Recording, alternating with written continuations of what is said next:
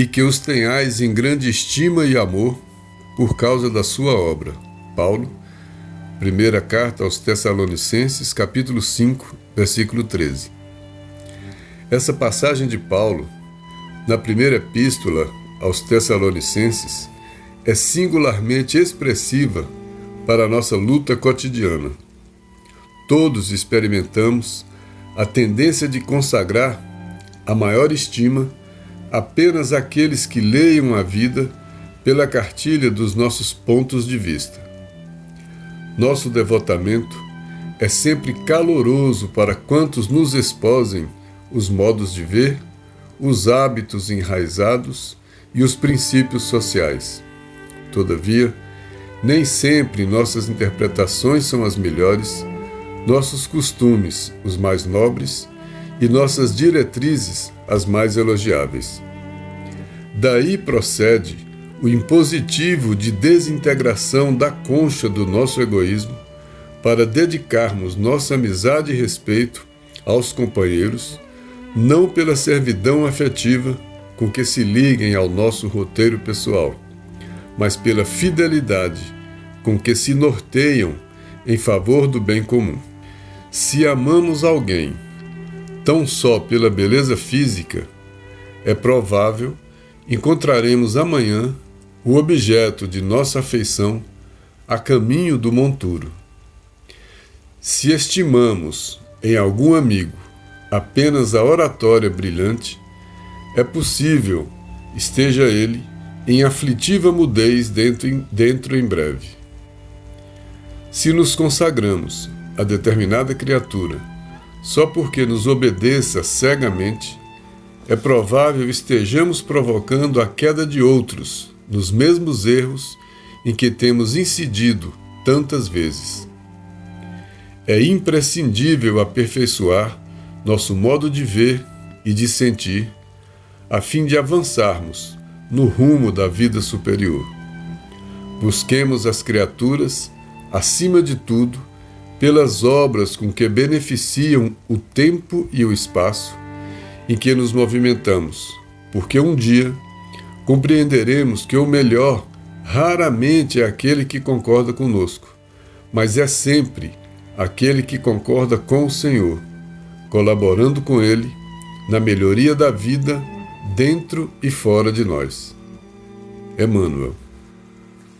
Bom, mais um dia do nosso estudo, projeto Evangelho por Emmanuel, e o nosso estudo de hoje vai ser sobre o capítulo 24 do livro Fonte Viva. O título do capítulo é Pelas Obras.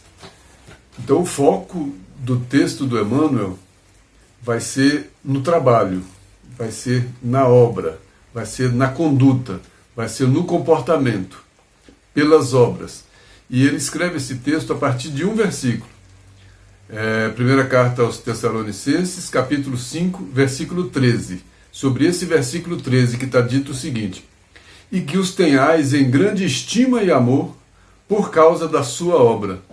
Paulo aqui está recomendando a estima e o amor por alguma causa. Mas qual a causa?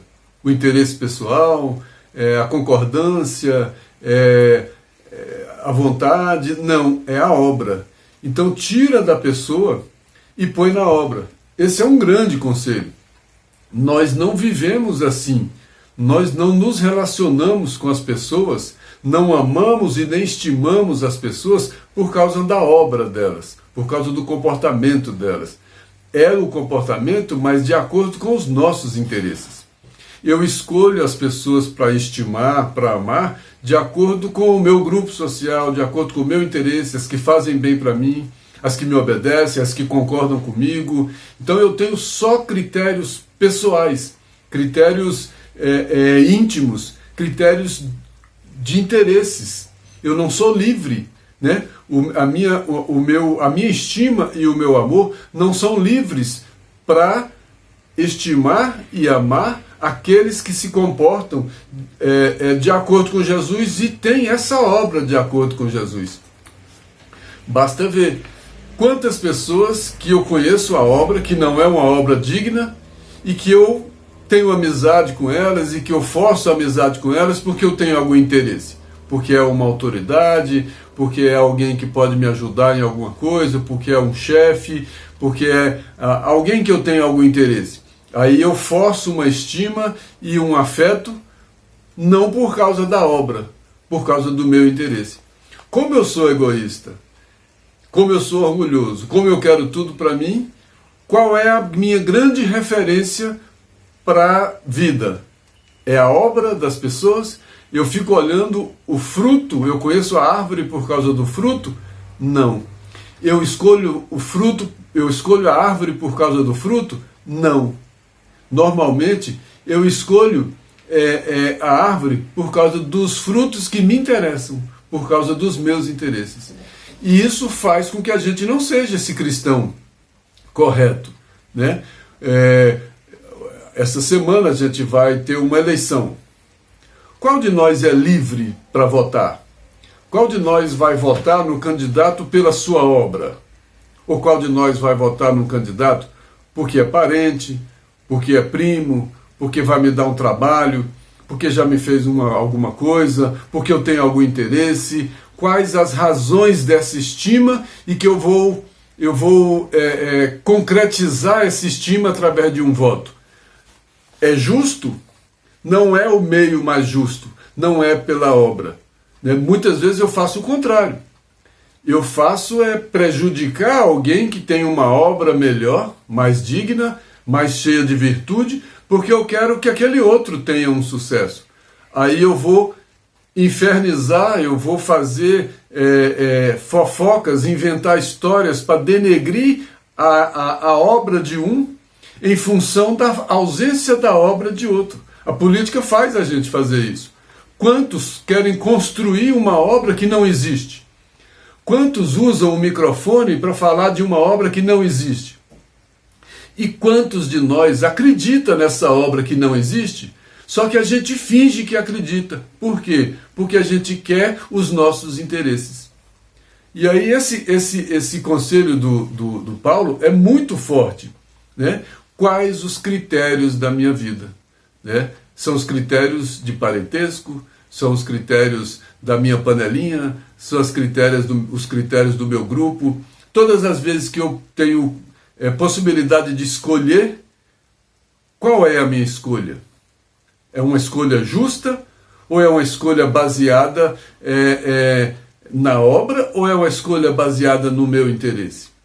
A história da nossa vida mostra que as nossas escolhas, as nossas estimas e o nosso afeto são baseados nos nossos interesses.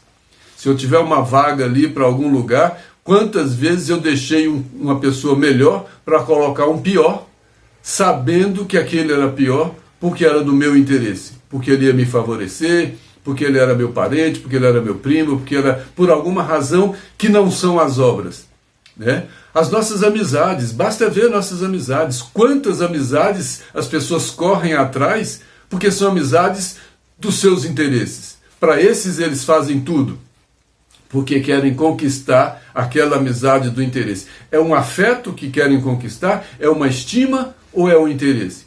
Então nós somos negocistas na vida. E o pior é que às vezes a gente quer levar essa relação para a relação com Deus. Os nossos interesses. Aí a gente vai rezar, a gente vai em prece pedir os nossos interesses, os interesses pessoais. E esquecemos também a nossa obra. Aí vem o merecimento, vem o que é justo. E aí não temos a obra e achamos que a nossa obra vai ser desconsiderada porque a gente vai cair de joelho e vai rezar seguidamente uma série de coisas. E aí a nossa obra vai ser desconsiderada. A gente lembra como o cristianismo, como Cristo achava importante a obra. Ele falou várias vezes sobre isso, né? Pelo fruto vai conhecer a árvore. Eu me lembro também daquela passagem quando João Batista encaminhou 2 discípulos para encontrar Jesus, porque ele queria saber, confirmar se Jesus era realmente o Messias. E esses 2 mensageiros de João Batista chegaram para Jesus querendo saber se ele era mesmo o Messias ou se eles deveriam esperar um outro. Olha a resposta de Jesus: voltem e diga a João Batista o que vocês estão vendo e ouvindo. O que ele disse? Voltem e diga para João Batista a obra que vocês assistiram, a obra que eu estou fazendo. Porque ele vai saber se eu sou o Messias, não pelo que eu estou falando. Ele vai saber que eu sou o Messias pela minha obra. Então nós seremos conhecidos pela nossa obra. E qual é a nossa obra?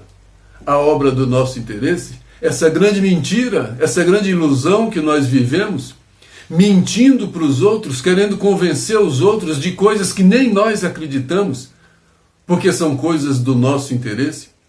Convencer pessoas da bondade de alguém que nem a gente acredita.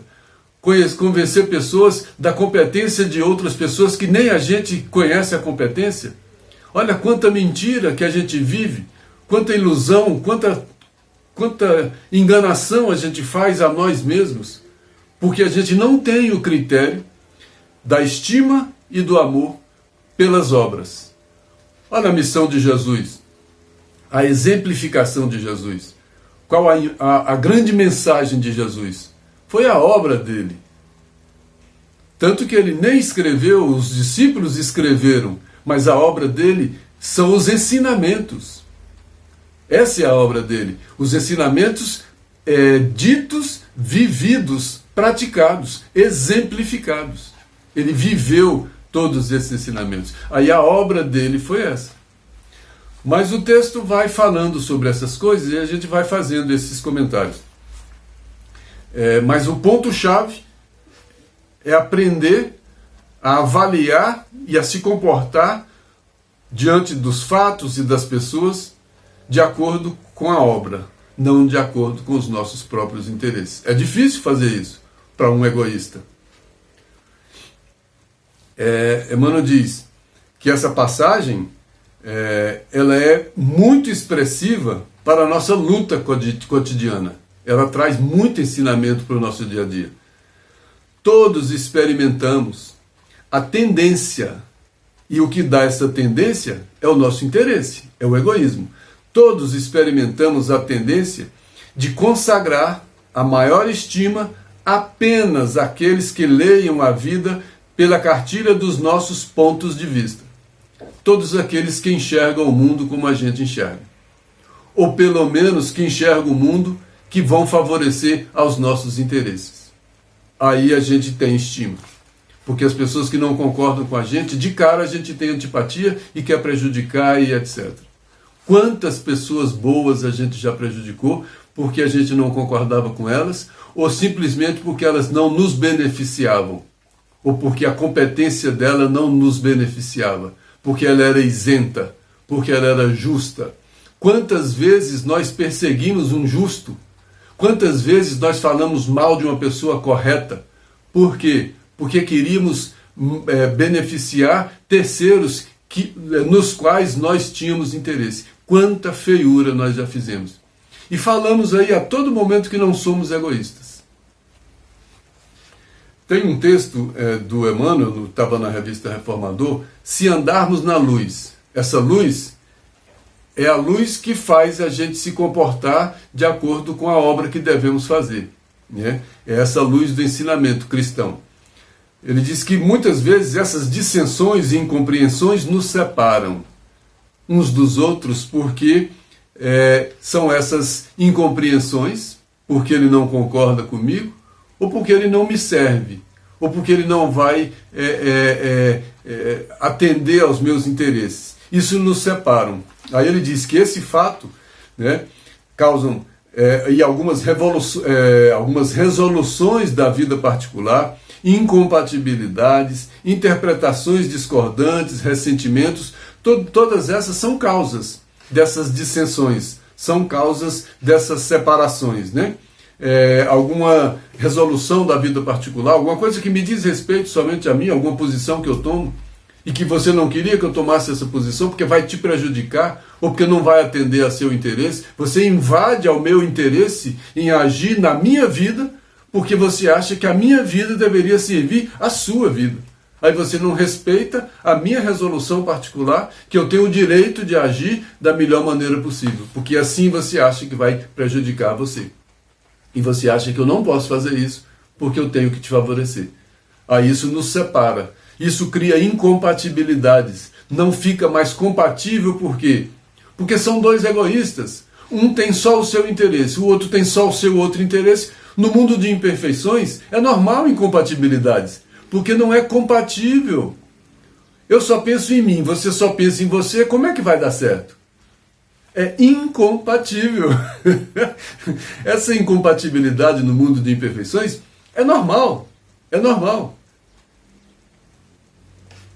Interpretações discordantes, cada um interpreta a sua maneira, interpreta o seu interesse, de acordo com o seu interesse. Nossas interpretações não são isentas. Nossas interpretações são tendenciosas. Ele disse aqui que nós temos tendência a consagrar estima àqueles que leiam pela nossa cartilha. Aqueles que não leiam pela nossa cartilha. Então eu tenho tendência a me separar, a não gostar, porque não está de acordo com os meus interesses. Isso, ele disse, essas interpretações, essas incompatibilidades, esses ressentimentos, causam perdas de tempo. Nós perdemos tempo na encarnação. E olha, causam perdas de tempo e trabalho e atrapalham as nossas tarefas e perturbam a vida. Qual era a minha tarefa? Aprender a servir. E o que eu fiz no meu tempo? Queria que todos me servissem, queria que o mundo me servisse, queria que todas as escolhas fossem baseadas naquilo que fosse útil para mim. A minha vida é achar que só pode acontecer o que seja útil para mim. Nada que não seja útil, até nas minhas relações, mulher, marido, filho. Eu quero que filho seja útil para mim, eu quero que a mulher seja útil para mim, que o marido seja útil para mim, para os meus interesses. Eu não vejo o interesse dela como mulher, ou dele como homem, ou dele como filho, porque eu acho que eles têm que servir aos meus interesses. Isso não é raro, isso é muito comum. Isso é muito comum.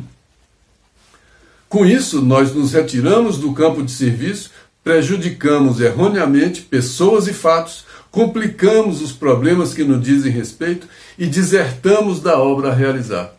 Ele colocou 4 verbos aqui que complicam a nossa vida. Com essa atitude nossa, de querer que tudo funcione a nosso serviço, a gente faz um monte de coisa errada. Ele disse que a gente se retira do campo de serviço, porque eu deixo de fazer o que eu tinha que fazer. Ele disse que eu prejulgo erroneamente pessoas e fatos, porque eu vou julgar pessoas de maneira errada. Só porque não me serviram, ela não presta. Só porque não estava de acordo comigo, eu não gosto dela. Quanta injustiça eu vou cometer? Porque eu julguei a pessoa de maneira errada, porque ela não serviu aos meus interesses. Eu não enxerguei essa pessoa pela obra dela.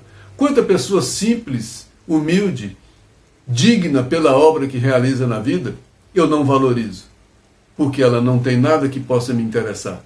Quantos anônimos eu passo por aí diariamente que não me despertam o menor interesse, porque eles não vão me servir em nada. Porque eu só enxergo aquelas pessoas que podem me servir. Olha como é o meu olhar.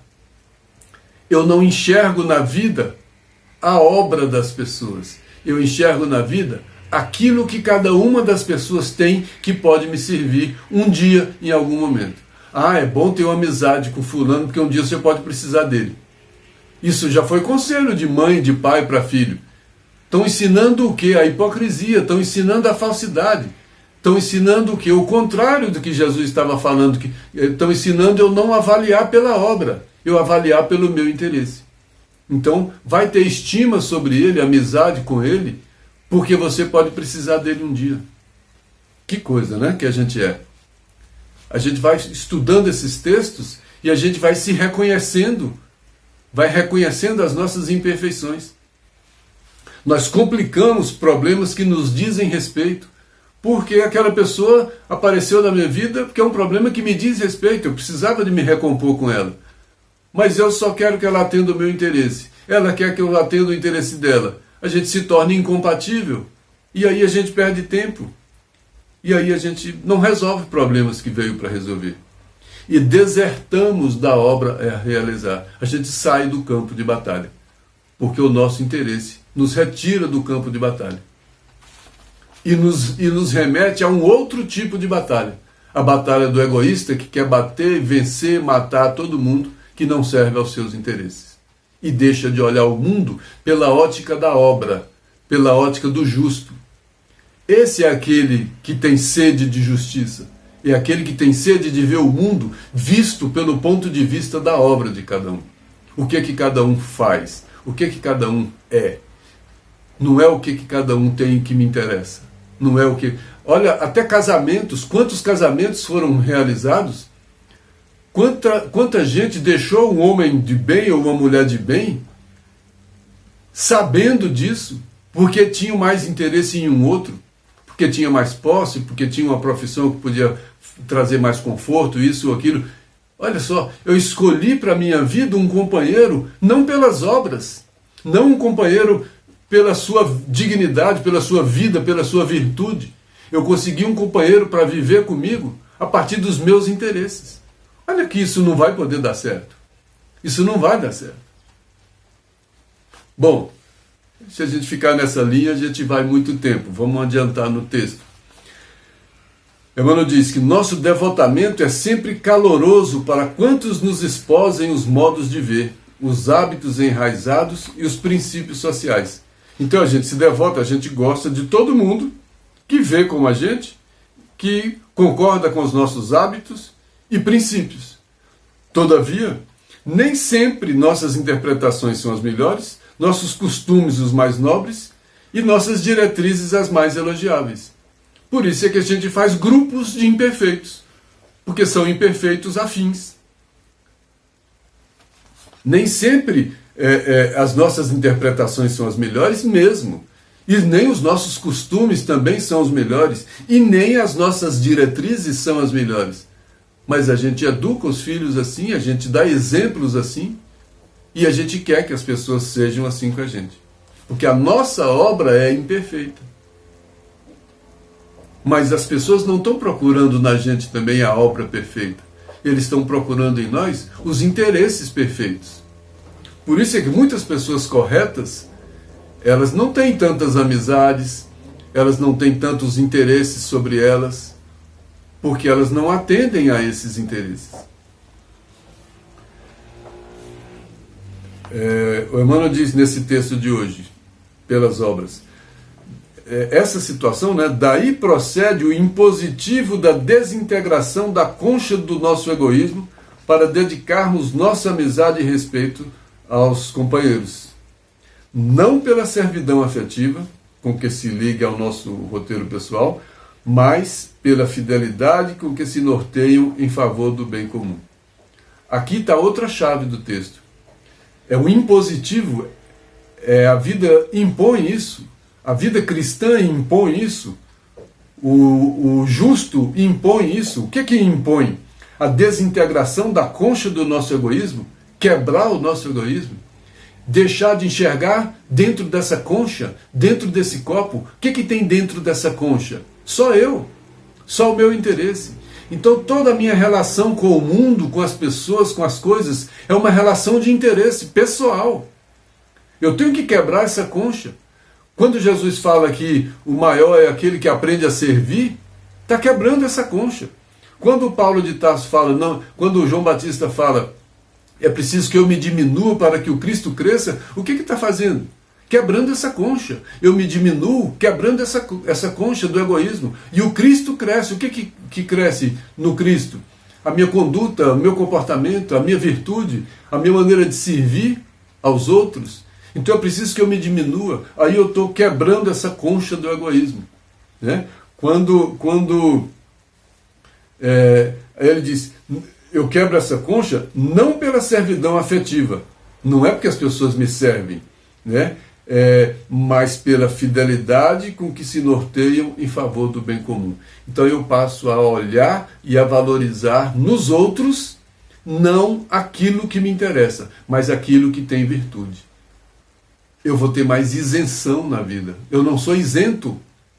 Eu não consigo olhar nada sem isenção. Eu não consigo olhar nada livre do meu próprio interesse. Tem um texto que fala muito bem disso. do Paulo, uma carta de Paulo aos Filipenses, a gente vai falar dela daqui a pouco.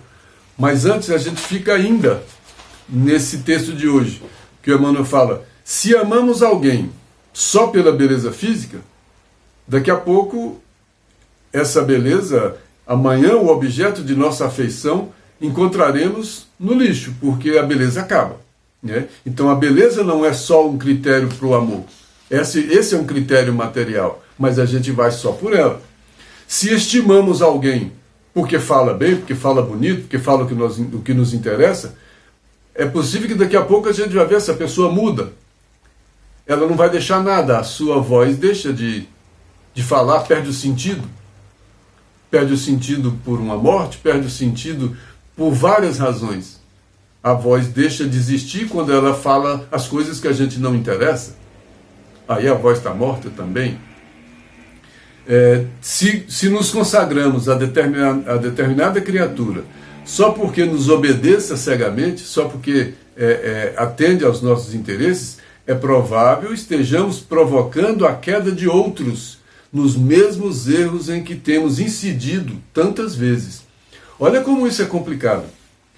Eu exigir de pessoas que estão subordinadas a mim, seja filho, que não é subordinação, seja uma hierarquia administrativa, que aí sim caracteriza um pouco mais de subordinação relativa, porque é uma subordinação administrativa, não humana, pessoal, íntima, né?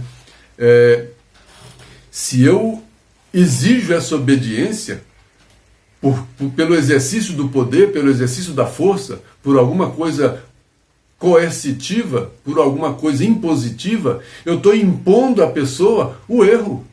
E respondo por isso. Ele diz: é provável que se você estiver impondo à pessoa esse erro, para você poder gostar dela, você impõe a ela o erro. Isso é muito sério, isso é muito grave, né?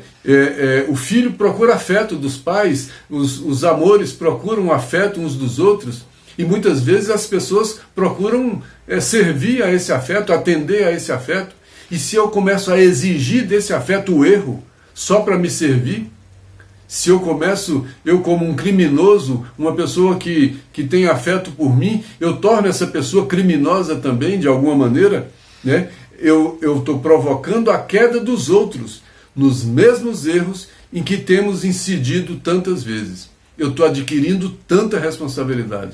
Portanto, é melhor não buscar responsabilidade alheia para a nossa vida. É melhor deixar que cada um assuma sua própria responsabilidade, respeitando as decisões alheias e não querendo que ninguém funcione em função de atender os nossos interesses pessoais. Não dá para colocar ninguém funcionando a partir dos meus interesses. A gente vê na relação de poder, os reis de antigamente, as rainhas de antigamente, as pessoas funcionavam em função do poder delas.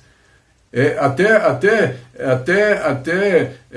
vida ao rei, né? Tudo para o rei, a morte por causa do rei. Quantas pessoas morreram para defender os interesses mesquinhos de algum rei, de alguma rainha, de algum poder? Quantas vezes alguém se anula, complica e compromete toda a sua vida, toda a sua essa existência e a vida em si, para atender aos interesses gananciosos de alguém? Eu posso virar um instrumento da ganância de alguém. Eu posso virar um instrumento do ódio de alguém para agradar a outro alguém. Tem que tomar muito cuidado com isso. É preciso ter isenção. É preciso ter coragem. Viver exige essa coragem. Ser justo exige essa coragem. Ser cristão exige essa coragem.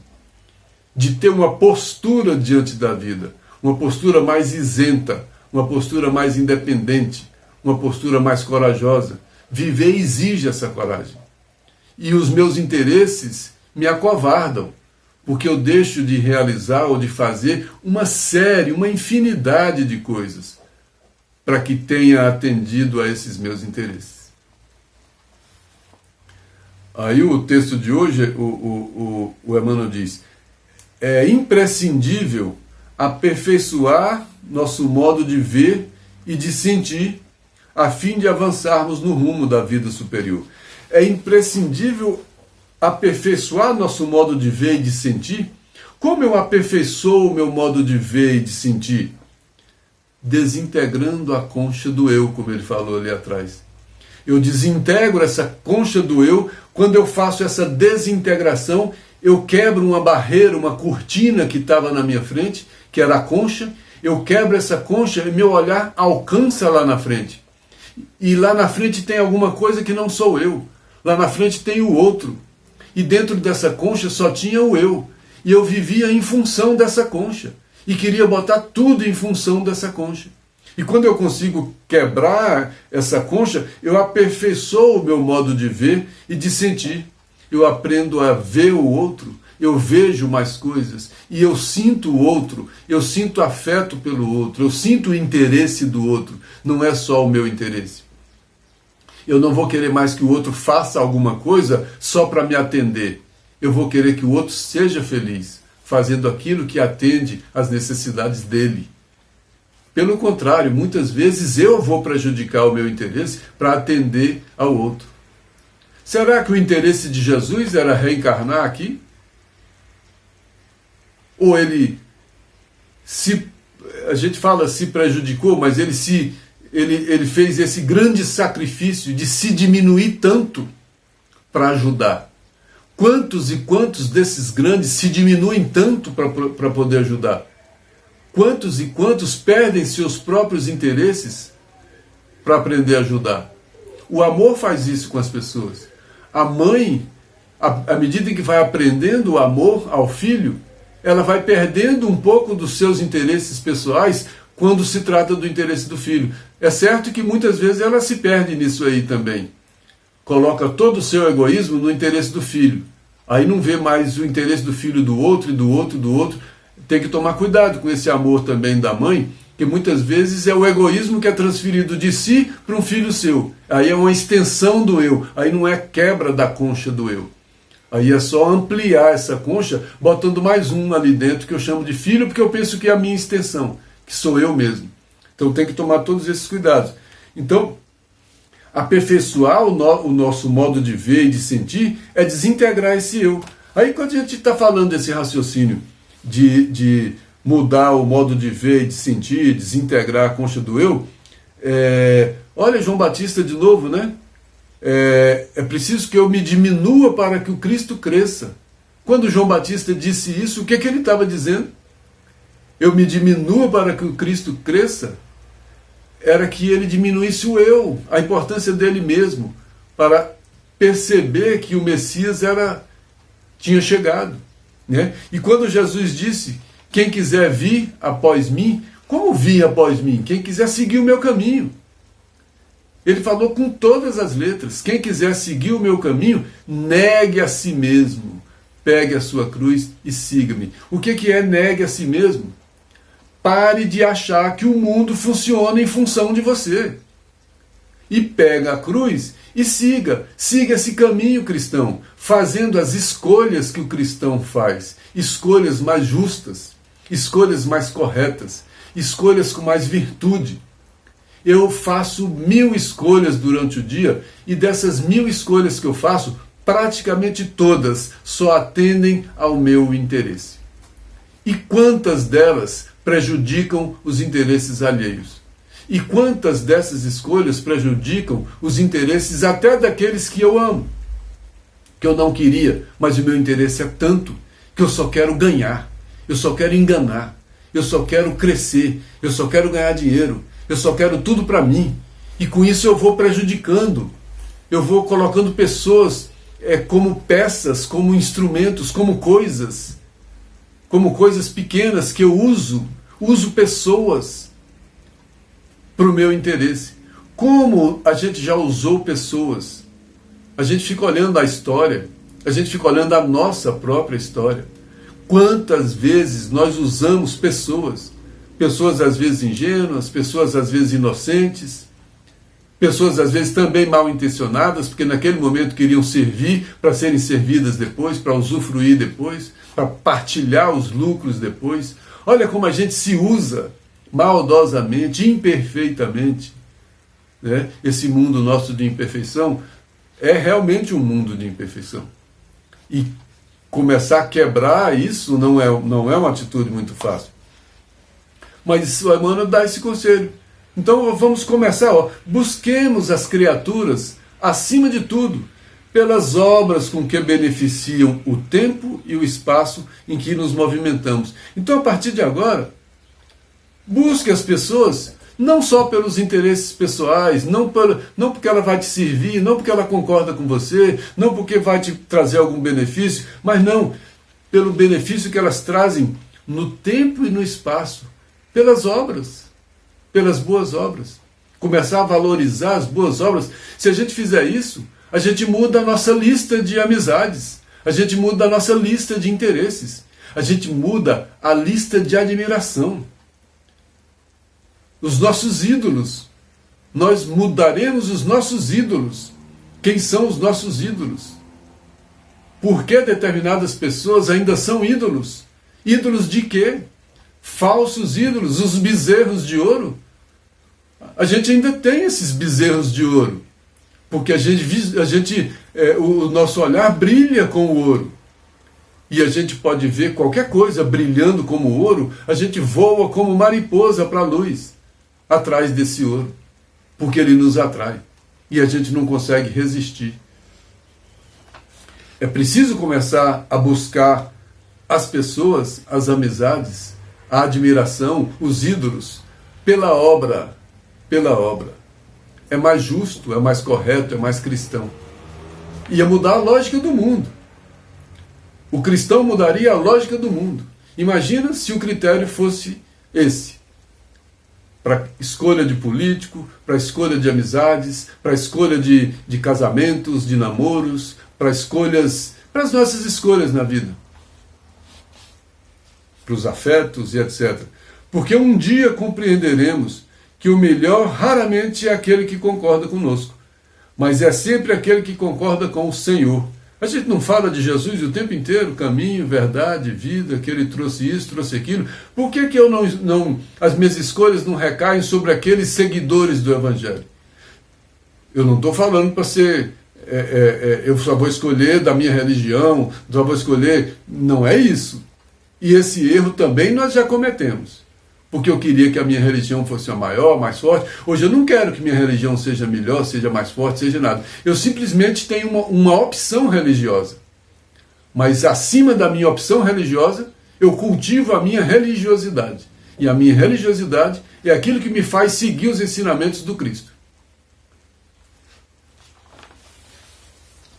Aí eu não tenho como critério na vida escolher pessoas da minha religião. Aí é panelinha religiosa.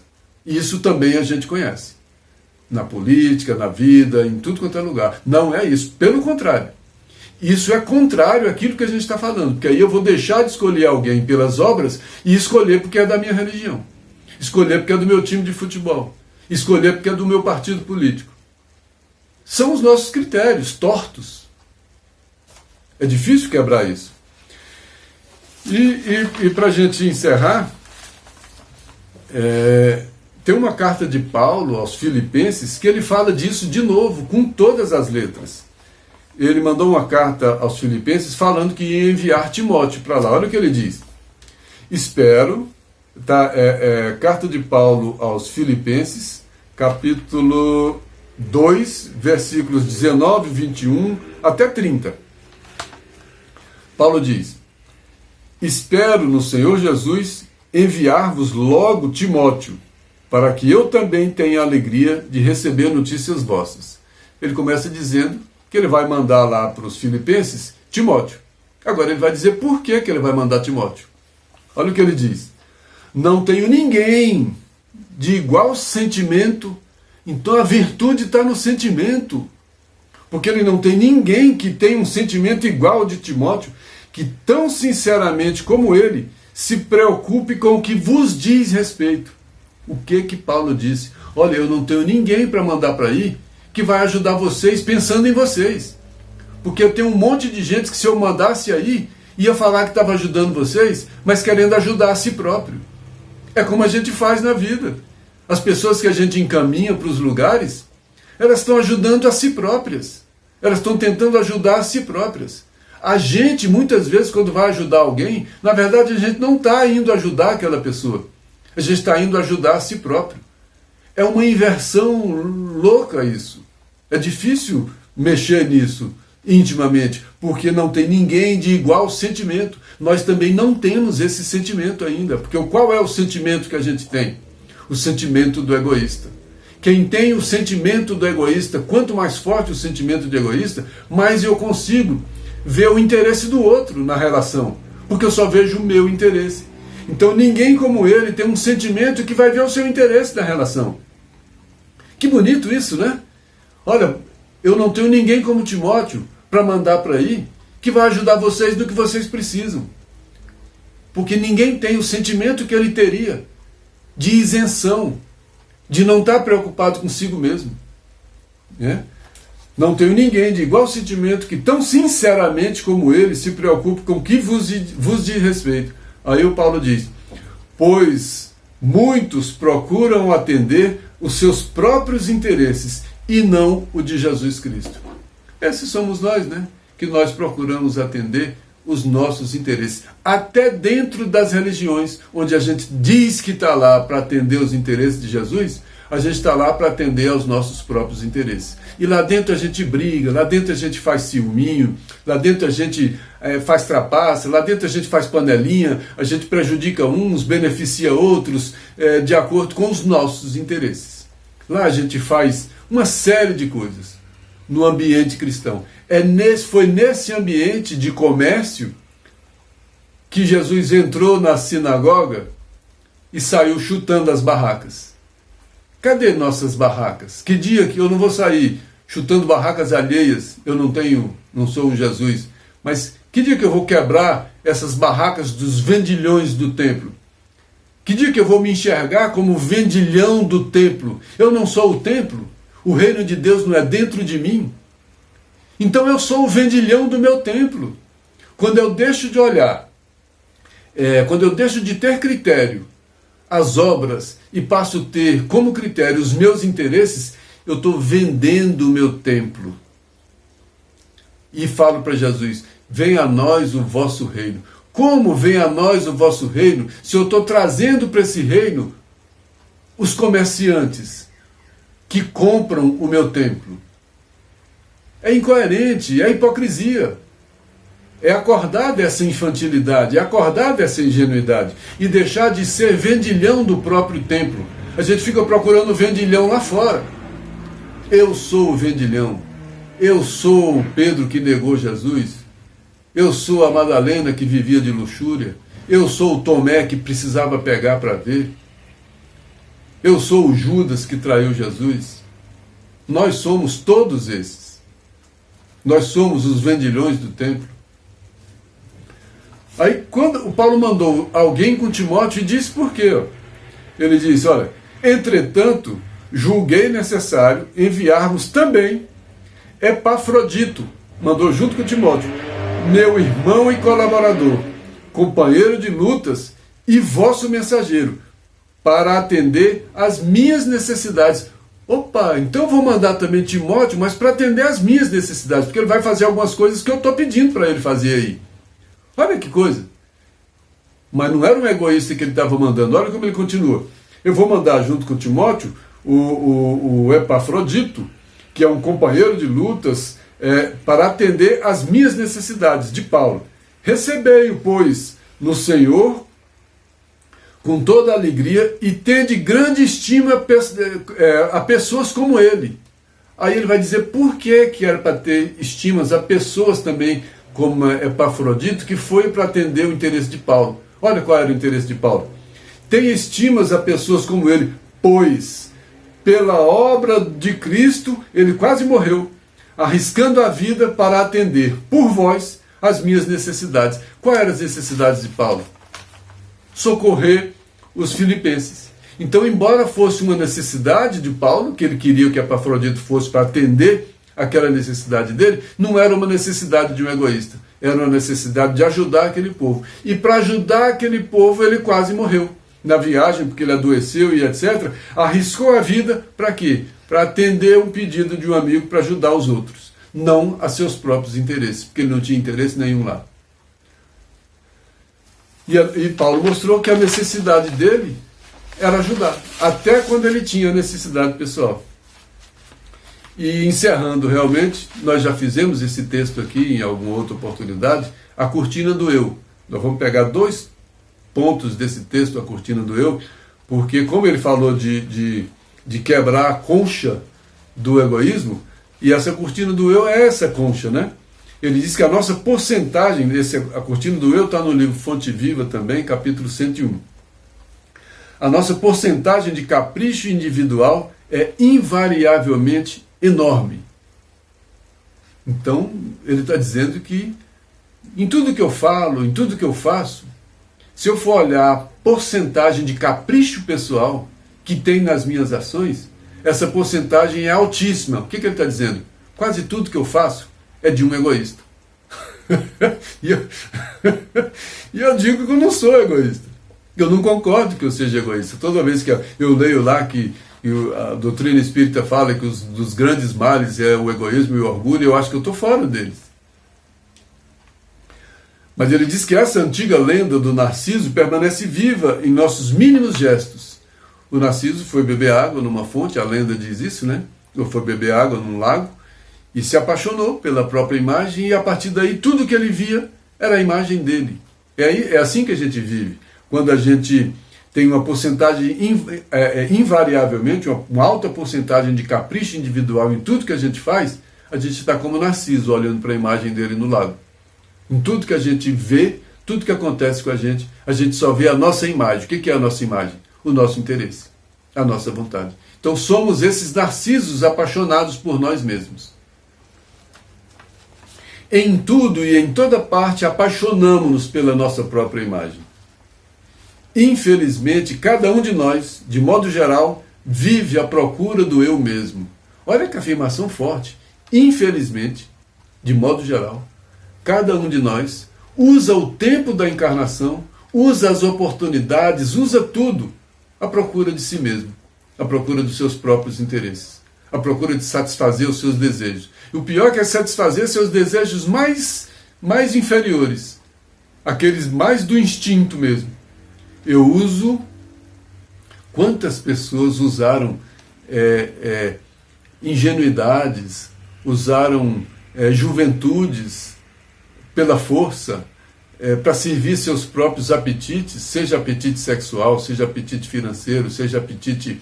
Quantas pessoas já tomaram heranças com oportunidades, todas pessoas... Na história do mundo, quantos irmãos mataram o irmão para herdar o reino, envenenaram o rei para herdar a coroa. Olha a nossa história, né? Olha a história do Shakespeare, Hamlet, né? Mata o pai para ficar com a mãe, para ficar com não sei o quê. Olha as histórias dos reis, olha as histórias do poder.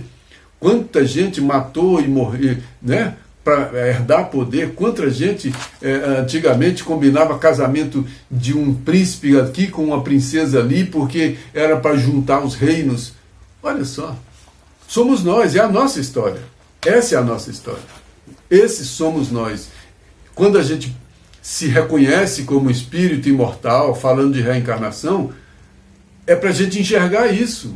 É para enxergar o véu do esquecimento, que a doutrina espírita fala muito, é para a gente não ficar vendo essa história nossa o tempo todo, porque a gente podia ficar muito envergonhado. Porque esses somos nós. Somos nós. Entretanto, graças à bondade de Deus e à misericórdia, o sofrimento e a morte nos surpreendem na experiência do corpo e além dela, arrebatando-nos aos vastos continentes da meditação e da humildade, em que aprenderemos, pouco a pouco, a buscar o que pertence a Jesus. Buscar o que pertence a Jesus. E achar que o mundo me pertence. E achar que tudo é meu. E achar que tudo é meu interesse. Aí eu vou olhar o outro, o meu critério de avaliação do outro não é mais aquilo que ele me serve, é aquilo que ele serve a Jesus. Como muda isso? Muda tudo. Já pensou? Se eu olhar para uma pessoa para ser meu amigo, para ser meu companheiro, para ser meu marido, minha mulher, meu isso, meu aquilo, eu olhar como critério a sua conduta íntima, a sua conduta, a sua obra. Muda tudo. Mas não é isso que eu faço. Eu olho ao meu interesse. Sair do meu interesse para o interesse para Jesus é ser trabalhador do Cristo. E a gente acha que é trabalhador do Cristo porque põe um livrinho debaixo do braço e sai por aí falando qualquer coisa. Isso não é ainda trabalhador do Cristo. E não deixa de ter valor, claro que tem. Toda atitude de boa vontade, ela tem seu valor e é o início de algum processo, né? Mas vamos com calma que a gente ainda não é esse obreiro, esse trabalhador do Cristo.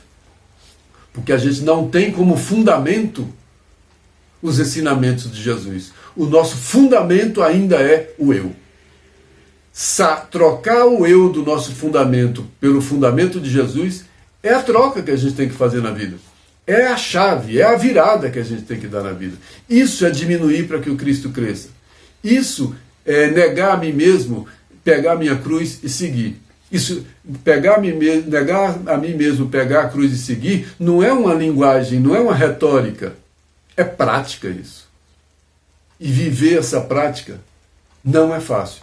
Por isso a gente volta lá para o versículo que Emmanuel escreveu. Tenhais em grande estima e amor por causa da sua obra.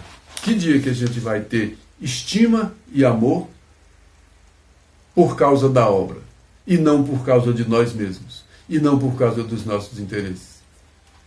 Esse texto é pesado, mas é lindo.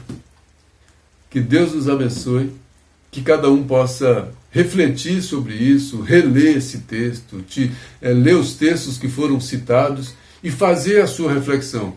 Porque a intenção do texto aqui não é ser uma leitura bonita, é ser uma leitura reflexiva, é ser uma leitura onde nós possamos nos enxergar como narcisos e que cada um consiga quebrar essa cortina do eu, quebrar essa concha onde nós vivemos há tantos séculos e começarmos a enxergar além de nós. Aí, a partir daí, a gente começa a se diminuir e o Cristo começa a crescer em nossa conduta, em nossa obra. Aí sim, seremos vistos pela nossa obra.